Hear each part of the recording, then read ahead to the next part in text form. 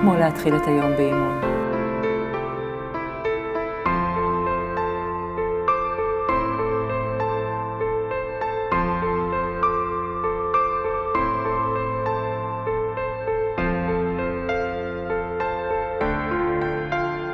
אם אני מתחילה את היום נפלא, כל היום מרגיש אחרת.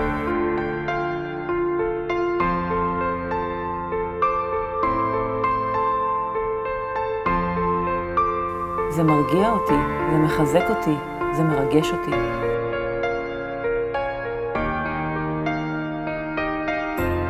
מדהים לראות את השיפור, השליטה בגוף, הגמישות. אין אימון שנראה אותו דבר. כשאני נותנת מהנשמה, גם המתאמנים שלי נותנים את הנשמה. כל אימון מרגיש שמגיעים לשיאים חדשים. להיות חלק מתהליך השינוי שהמתאמן עובר, זה פשוט מרתק, ובבחינתי זכיתי.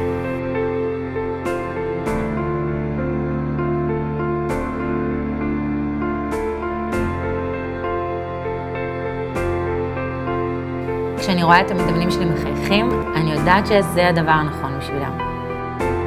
כי זה פשוט מרגיש כמו עוד משפחה.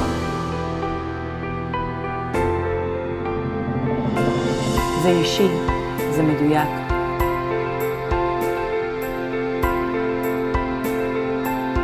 זה לא רק להתאמן, זה סגנון חיים.